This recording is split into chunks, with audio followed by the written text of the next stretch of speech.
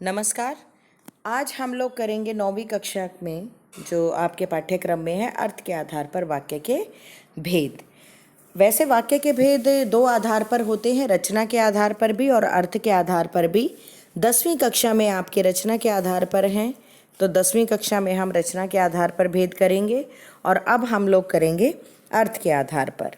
लेकिन यहाँ पर मैं थोड़ा सा आप लोगों को संक्षिप्त परिचय देना चाहूँगी वाक्य के संबंध में कि वाक्य के जो अर्थ के आधार पर भेद होते हैं वो 8 प्रकार के होते हैं और रचना के आधार पर जो भेद होते हैं वो 3 प्रकार के होते हैं, सरल, संयुक्त और मिश्र वाक्य। सरल जिसे आप सिंपल सेंटेंस कहते हो और संयुक्त जिन्हें आप कंपाउंड सेंटेंस कहते हो और मिश्र वाक्य जिन्हें आप कॉम्प्लेक्स सेंटेंस कहते हो।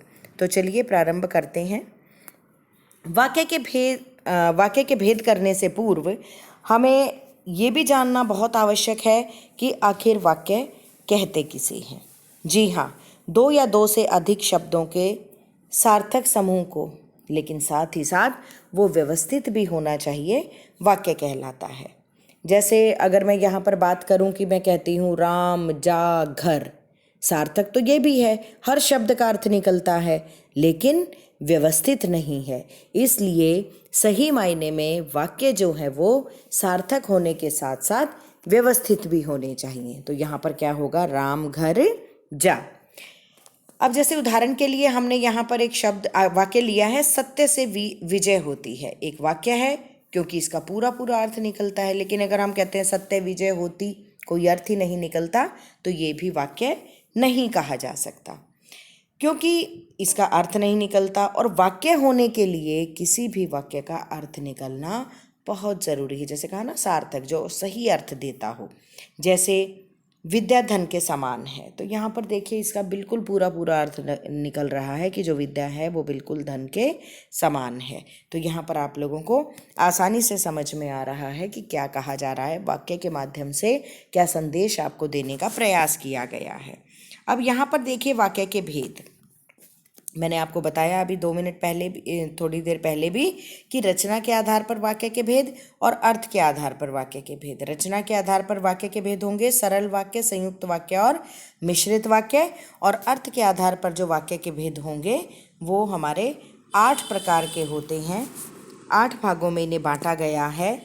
विधानवाचक वाक्य, निषेधवाचक वाक्य, इच्छावाचक वाक्य, प्रश्नवाचक वाक्य, संकेतवाचक वाक्य, संदेहवाचक वाक्य, आज्ञावाचक वाक्य और विस्मयादिबोधक वाक्य। तो इस प्रकार ये 8 प्रकार के वाक्य हैं। मैं एक बार फिर आप लोगों को यहाँ पर दोहरा कर बता देती हूँ।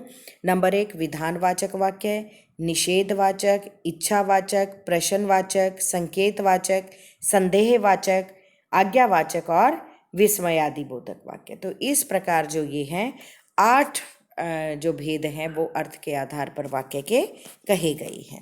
तो चलिए अब मैं आप लोगों को एक एक वाक्य को यहाँ पर बताती हूँ, उसकी परिभाषा के साथ साथ और उदाहरण सहित। सबसे पहला हमारा वाक्य है विधानवाचक वाक्य। देखिए, जिस वाक्य से किसी कार्य के होने या करने का पता चले या जिससे किसी प्रकार की जानकारी प्राप्त होती है वह विधानवाचक वाक्य कहलाता है। और देखिए, जो विधानवाचक वाक्य है इन्हें हम कथनात्मक वाक्य भी कहते हैं कि बिल्कुल सीधा साधा कोई कथन कह दिया गया है तो वो जो होता, इन्हें विधानवाचक भी कहते हैं, सकारात्मक भी कहते हैं और कथनात्मक वाक्य भी कहते हैं। तो यहाँ पर जो है विधानवाचक वाक्य, इसमें ना किसी नहीं का प्रयोग होता है और ना ही क्या का प्रयोग होता है। तो ये सब क्या होते हैं, कथनात्मक वाक्य। जैसे भारत एक देश है, यहाँ जानकारी दी गई है। राम के पिता का नाम दशरथ था, ये भी जानकारी है। लड़की खाना खा रही है, किसी काम के करने या होने का यहाँ पर पता चल रहा है। ये ब्रैकेट में चीज़ लिख दी गई है ताकि आप लोगों को समझने में किसी प्रकार की कोई कठिनाई का सामना ना करना पड़े। इसके बाद हमारे पास दूसरा वाक्य है अर्थ के आधार पर निषेधवाचक, जिसे हम नकारात्मक वाक्य भी कहते हैं, कि जिन वाक्यों में कार्य के नहीं होने का भाव प्रकट होता है उन्हें हम निषेधवाचक वाक्य कहते हैं। जैसे मैंने दूध नहीं पिया, मैंने खाना नहीं खाया, उसने काम नहीं किया, वह बाजार नहीं गया, मेरी माताजी आज सोई नहीं, या कहीं पर भी जब जो कोई आप कथन कहते हैं उसमें न का प्रयोग होता है, काम के नहीं होने का भाव प्रकट होता है, वो आपका निषेधवाचक वाक्य कहलाता है। तो अभी तक हमने किए विधानवाचक वाक्य और निषेधवाचक वाक्य। इसके बाद प्रश्नवाचक। जी हाँ, जिस किसी वाक्य में भी किसी प्रश्न का बोध हो, जब हम किसी से कोई सवाल पूछते हैं, प्रश्न पूछते हैं, कि वाक्य के द्वारा किसी प्रकार का प्रश्न किया जाता है, वाक्य में वक्ता के द्वारा कहाँ, कब, कैसे, क्यों, किसका आदि, तो वो क्या होता है आपका प्रश्नवाचक होता है। जैसे श्री राम के पिता कौन थे, क्या तुम बाजार गए थे, दशरथ कहाँ के राजा थे, क्या वो खाना खा चुकी है। जब इस प्रकार के वाक्य होते हैं तो वो क्या कहलाते हैं, प्रश्नवाचक वाक्य कहलाते हैं। इसके बाद आता है हमारे पास इच्छावाचक वाक्य, कि जहाँ कहीं पर भी किसी प्रकार की इच्छा हम अपने मन से प्रकट करते हैं, आकांक्षा या आशीर्वाद का बोध होता है जिन वाक्यों से, तो उन्हें हम इच्छावाचक वाक्य कहते हैं। तो किसी के लिए कोई भी इच्छा अपने मन से करना, किसी के लिए प्रार्थना करना, किसी के लिए आशीर्वाद का बोध होना, तो ये सभी जो हैं हमारे इच्छावाचक वाक्य कहलाते हैं। जैसे भगवान तुम्हें दीर्घायु करे, यहाँ पर आशीर्वाद की भावना है। नववर्ष मंगलमय हो, यहाँ शुभ कामना है।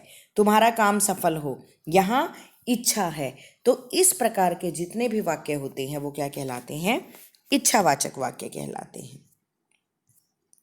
इसके बाद संकेतवाचक, जिन वाक्यों में एक बात या काम का होना दूसरी क्रिया पर निर्भर करता है, या अगर इसको दूसरे शब्दों में हम बात करें तो यहाँ पर मैं ये भी कहना चाहूँगी कि जिन वाक्यों में एक काम के करने के लिए कोई शर्त रख दी जाती है तो उन्हें हम क्या कहते हैं, संकेतवाचक कहते हैं। तो इन्हें शर्तवाची वाक्य भी कहा जाता है, यानी कि एक काम का होना दूसरी क्रिया पर निर्भर करता है, तो वो संकेतवाचक वाक्य कहलाते हैं। और इन वाक्यों में किसी संकेत का भी बोध होता है, जैसे यदि पढ़ोगे तो पास होगे, यदि समय पर बारिश होती है तो फसल खराब नहीं होती है, यदि तुम बाजार जाओगे तो मैं भी चल पड़ूंगा। तो यहाँ पर किसी एक के ऊपर जो है वो दूसरी क्रिया निर्भर कर रही है। अब जैसे कहा कि राम का मकान उधर है, इन वाक्यों को अक्सर यहाँ पर हमने डाल दिया है, लेकिन इन वाक्यों को हम कथनात्मक के अंतर्गत रखते हैं। लेकिन कहीं ना कहीं देखिए यहाँ पर संकेत भी है कि राम का मकान उधर है। तो इस प्रकार के जो वाक्य कहलाते हैं वो संकेतात्मक वाक्य कहलाते हैं या संकेतवाचक वाक्य कहलाते हैं। और मैंने आप लोगों को बताया कि इन्हें हम शर्तवाची वाक्य भी कहते हैं। इसके बाद हमारे पास वाक्य का भेद आता है कि जिस वाक्य में संदेह या शंका या संभावना की सूचना दी गई हो, संदेह का बोध होता हो, किसी वाक्य में संशय हो, शंका हो, आपको नहीं पता, आपके मन में एक शंका की भावना है, एक डाउट है कि वो काम हुआ भी है या नहीं भी। तो देखिए यहाँ पर मैं थोड़ी सी आप लोगों को ये जानकारी देना चाहूँगी कि जो संदेहवाचक वाक्य होते हैं वो अक्सर संभाव्य भविष्यत काल में होते हैं। जैसे शायद लड़की खाना खाएगी, शायद आज मैं दिल्ली जाऊं, वह चला गया होगा। यू आर नॉट कन्फर्म्ड, आपको यहाँ पर अच्छे से नहीं पता, आप पूरी तरीके से श्योर नहीं है उस काम के करने के प्रति कि वो काम हुआ भी है या नहीं। आप बात करते हैं कि मेरी माताजी चली गई होगी, लेकिन आपको नहीं पता कि वो जा चुकी हैं या नहीं, सिर्फ एक आपने संभावना जताई है कि शायद ऐसा हो गया होगा। मैं फिर आपको यहाँ पर ये उदाहरण दूंगी कि जो इस प्रकार के वाक्य होते हैं, जो संदेहवाचक वाक्य होते हैं, वो संभाव्य भविष्यत काल के अंतर्गत वाक्य लिए जाते हैं। तो अभी तक हमने कौन कौन से वाक्य किए, अर्थ के आधार पर जो वाक्य के भेद किए, 6 हमने पूरे किए। विधानवाचक, निषेधात्मक, इच्छावाचक, प्रश्नवाचक, संकेतवाचक और संदेहवाचक। अब हमारे पास आगे बचते हैं हमारे 2 वाक्य, आज्ञावाचक और विस्मयादि बोधक वाक्य।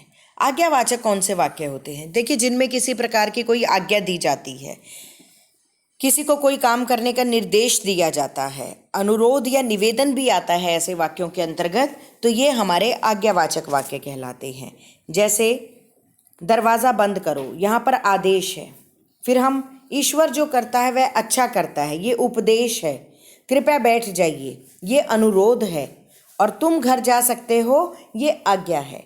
तो जिन वाक्यों के अंतर्गत न केवल आज्ञा बल्कि अनुरोध, निवेदन, उपदेश आदि भी जब आते हैं, आदेश आदि भी आते हैं, तो वो हमारे आज्ञावाचक वाक्य कहलाते हैं। अब अर्थ के आधार पर हमारा अंतिम वाक्य का भेद विस्मयादि बोधक वाक्य, जिसे आप एक्सक्लेमेटरी सेंटेंस भी कहते हैं इन्हें हम। तो अंग्रेजी में वह वाक्य जिससे किसी प्रकार की गहरी अनुभूति का प्रदर्शन किया जाता है। अगर हम दूसरे शब्दों में बात करें तो जिन वाक्यों से हमें हर्ष का, घृणा का, क्रोध का, इस प्रकार खुशी का, उल्लास का, इस प्रकार के जब अचानक ही शब्द हमारे मुंह से निकल पड़ते हैं तो इस प्रकार के वाक्य जो है वो विस्मयादि बोधक वाक्य कहलाते हैं। अगर आपने कोई बगीचा देखा, कोई उपवन देखा, वो बहुत सुंदर है, तो अचानक आपके मुंह से शब्द निकलते हैं, आह कितना सुंदर उपवन है।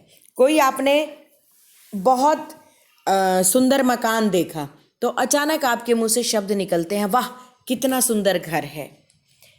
आपके किसी छात्र ने, आपके किसी दोस्त ने, आपके किसी परिचित ने, मित्र ने सफलता प्राप्त की है, तो आपके मुंह से एकाएक शब्द निकलते हैं, शाबाश तुम जीत गए, वो जीत जाता है। तो इस तरीके से अगर आप बात करते हैं कि ठंड है, गर्मी है, ओह कितनी ठंडी रात है, तो इस प्रकार के जो वाक्य होते हैं, जब एकाएक आपके मुख से आपके भाव जो है आपके मुख तक आ जाते हैं, तो वो विस्मयादि बोधक कहलाते हैं। साथ ही साथ कहीं पर आपको गंदगी का भाव दिखाई देता है तो आप कहते हैं छी छी कितनी गंदगी है। किसी को सावधान जब करना होता है तो आप कहते हैं रुको आगे गहरी खाई है। तो ये सभी वाक्य भी जो है किसके अंतर्गत आते हैं, विस्मयादि बोधक के तहत ही आते हैं। तो इस प्रकार आज हमने पूरे किए वाक्य के अर्थ के आधार पर 8 भेद, विधानवाचक, प्रश्नवाचक, नकारात्मक, इच्छावाचक, संकेतवाचक, संदेहवाचक, आज्ञावाचक और विस्मयादि बोधक वाक्य। तो इसके बाद जो है हम लोग इसी प्रकार इसका अभ्यास कार्य करेंगे और साथ ही साथ मैं वो अभ्यास कार्य आप लोगों को कारण सहित जो है वो करवाऊंगी। अभी तक के लिए इतना ही, धन्यवाद।